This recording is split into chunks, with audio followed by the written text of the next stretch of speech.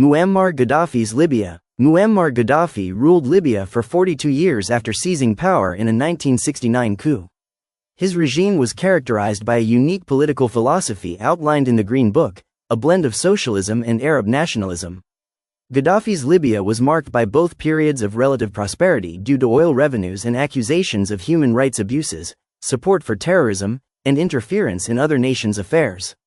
Relations with the West were often strained, punctuated by periods of sanctions and diplomatic isolation. Gaddafi's leadership style was autocratic, concentrating power within his inner circle. While some Libyans benefited from social programs and infrastructure projects, dissent was suppressed, and political freedoms were limited. This environment contributed to growing internal opposition. The 2011 Libyan uprising. Inspired by the Arab Spring uprisings in Tunisia and Egypt, protests against Gaddafi's rule erupted in Libya in February 2011. Initially peaceful, the demonstrations were met with a violent crackdown by the Gaddafi regime, escalating the conflict into a full-blown civil war. The government's use of force against its own citizens drew international condemnation and prompted calls for intervention. International intervention and the Obama administration's role. In March 2011, the United Nations Security Council passed Resolution 1973, authorizing a no-fly zone over Libya and permitting the use of all necessary measures to protect civilians. A coalition of countries, including the United States, France, and the United Kingdom, launched a military intervention, primarily through airstrikes, to enforce the resolution. The Obama administration played a key role in the intervention, arguing that it was necessary to prevent a humanitarian catastrophe.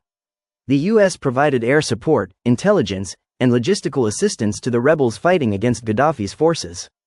The stated objective was to protect civilians and allow Libyans to determine their own future. The U.S. maintained that it was playing a supporting role, with European allies taking the lead in the military campaign. The death of Muammar Gaddafi. After months of fighting, rebel forces, backed by NATO air support, advanced on Tripoli, the Libyan capital. In August 2011, they captured the city, effectively ending Gaddafi's rule. Gaddafi fled Tripoli but was captured and killed by rebel fighters in Sirte on October 20, 2011. Videos and images of his capture and death were widely circulated, sparking both celebration and controversy. The circumstances surrounding Gaddafi's death remain disputed. While some accounts suggest he was killed in crossfire, others allege he was deliberately executed after being captured. An investigation by the UN found that Gaddafi was subjected to inhumane treatment before his death. Aftermath and legacy. The death of Muammar Gaddafi marked the end of an era in Libya, but it did not bring stability.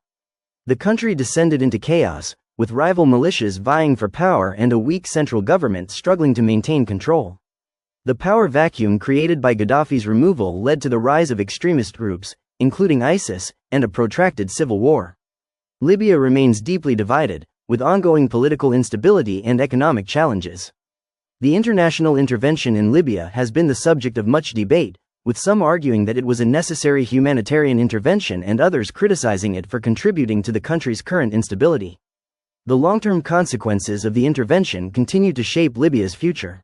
Summary. This document provided a factual overview of the events surrounding Muammar Gaddafi's death in the context of the 2011 Libyan conflict. It covered Gaddafi's background, the Libyan uprising, the international intervention led by the Obama administration, and the subsequent aftermath of instability and civil war. The aim was to present a neutral perspective on a complex historical event.